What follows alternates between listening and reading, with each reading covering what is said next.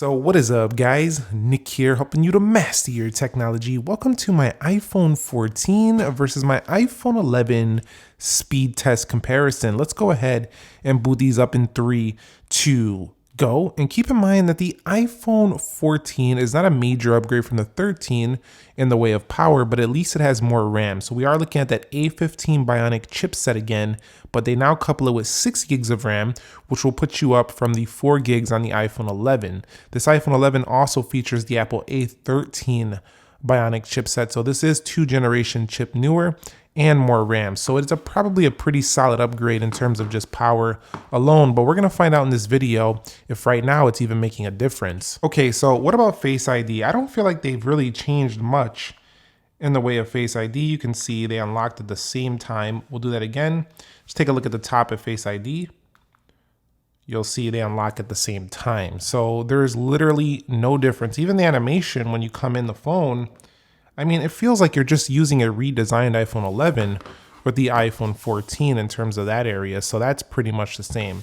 I just want to confirm quickly that we are on the same exact software here for both phones. So if we go to General Software Updates, you are going to see 16.0.2 for iPhone 14 and 16.0.2 for the iPhone 11. You could see a big difference in the bezels, but this is not a full comparison. We'll talk about that later, but they are on the same software. And generally speaking, when just kind of scrolling through these phones, you're really not going to see a major difference. So going over to the app library, swiping through, both of these contain the 60 Hertz refresh rate panels. These are their liquid retina displays. I think this one actually has a super XDR actually. So the 14, I was wrong on that one. The 14 actually has the OLED, but both of them still have that same 60 Hertz. So what I mean is that they both contain the same smoothness. The refresh, you're not really going to be able to pick up on either phones, but it is a big upgrade to go to the OLED, but we'll talk about more about that in the full comparison. So stay tuned because I am going to take these out, take some photos and give you more of a full breakdown. But speed wise, scrolling through, I don't really see any major differences. All right, guys, so we have arrived at the application test. You can see everything closed out for both phones. Let's go into calendar and you can see pretty much the same. Let's go into calculator. Again, similar, clock, world clock. You can see iPhone 11 properly optimized, updated to 16.0.2, performs fantastic. We have a win there on the left to the 14. We'll go into App Store. And you can see both of them fantastic there, going to the games. And I actually ran this test before, and all I could see was just the iPhone 14 being a hair quicker in areas like this where you're actually in the app. But I mean, I don't think anybody with an iPhone 11 is like struggling right now to get by day to day with their performance. I just don't see it. And I like that because the 11 came out in 2019. It was on sale for a while. They just dropped out of the lineup for the 12. But man, it was a good purchase, I think, if you got an 11 a few years ago. Let's go into Instagram. And you can see Instagram is first there on the left. Definitely. We'll go ahead and click right here. And you'll see if I scroll through, both of them pretty good. Looks like the 14 moving just a slight bit quicker. Now the 11 catching up. But when actually in the applications, 14 feels a little bit snappier. Maybe these little microsecond differences may add up throughout the day, but overall it seems pretty good. Let's go into Twitter, and you can see Twitter was first there on the left. We'll hit profile, and you can see now both of them performing pretty similarly. And again, without having that ProMotion display on even the base model, you can definitely tell that when you're using a 14 Pro or using a 14 Pro Max, you can see the difference more. Looks like the 14 was a little snappier there. Even the animations look identical in smoothness. We'll go into Amazon. And you can see Amazon Prime Early Access sale, but definitely over here, getting some free promotion over there. But the iPhone 14, definitely a little bit faster there on the left. We'll head up out of here. We'll go into Best Buy. And you could see this application opens at a similar rate once again. I mean, these phones are just... they're neck and neck here in just regular applications. Let's go into eBay, and you can see eBay, and that was to the 14. And this is probably gonna be a little annoying to people paying $900 for an iPhone 14 with 256 gig storage, 512 gig. Let's go into Starbucks, but you got to keep in mind Apple's been doing performance great for a while. 14th slightly faster, but you're not really going to get coffee that much faster. Let's go into Dead Trigger 2. Here's where I noticed the 14 starts to pull away, and this could be a big deal for you if you guys are into, having gaming on your phone be very fast and efficient and stuff like that. So iPhone 11 could still play everything basically on the App Store though. So it's not like it can't play things on the App Store. It's just the 14 is going to load things a little bit quicker. There it goes once again, you could see. So when it really needs to pull out that power, it seems like it does it on the iPhone 14. Get through these ads here, but when actually in the game, it's just that load time. It's pretty good on the iPhone 11 still. And I don't want you to think that I'm trying to sell you on the 11 just because I'm talking all these good things. It's just I get impressed when a phone is older and it still performs well next to the 14. Clearly, the 14 is the phone to get here. It's 2022. It's the latest. It's definitely got newer colors and stuff like that. So, no, I'm not saying go buy the 11 over the 14. We all know it's not the better phone. But I'm showing this for those people who want to upgrade. They want to see what they're getting. And personally, I think you're getting a bigger upgrade from your 11 if you spring for an iPhone 14. Or iPhone 14 Pro, sorry. You're going to feel that 120 hertz. You're going to feel the difference in the body a little bit more. But if you like this, 11 so much and you just want something more modern, the same basically, get the 14. You're going to be incredibly happy with this phone as well, just like you were very happy with your iPhone 11.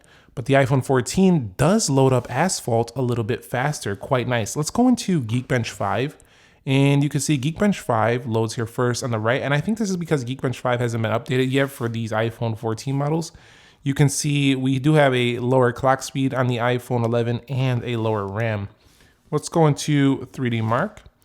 And you can see that's first on the 11 or on the 14, and let's hit iMovie, and you can see iMovie first on the 14. So what I seen throughout the speed test was that the iPhone 14 definitely was loading a lot of things slightly faster, like just slightly. But I seen that the 11 was essentially keeping up with it, even in the animation speeds and even within applications. So I gotta say, if you are looking for a decent upgrade, this will be it, but it's not going to be a major one in terms of everyday performance with the iPhone 14 unless you play games. If you play a lot of games, it will be a big upgrade. All right, so let's go back through these applications and let's see if we do get any reloads for either phone. Let's go into iMovie. We're going to try to do this fast without them sliding away. We'll go into 3D Mark. We'll do Geekbench 5. We'll do Asphalt 9. And we'll do Temple Run. So far, they're holding these things about the same.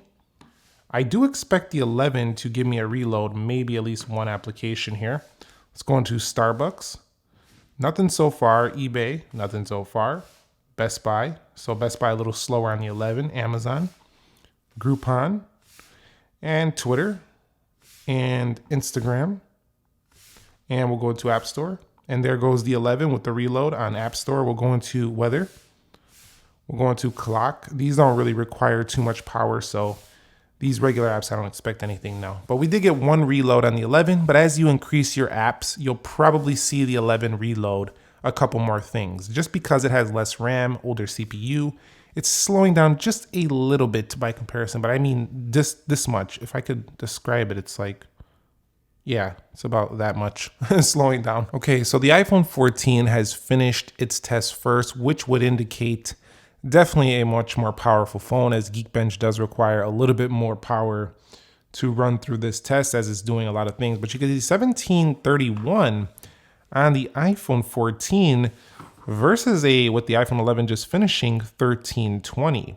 Now, it does have a multi-core score of 4627 versus the iPhone 11's 3398. Now, if I go to single core, you can see that single core definitely averages a little bit higher in the 11. So 16.0.2 is performing better than some other versions.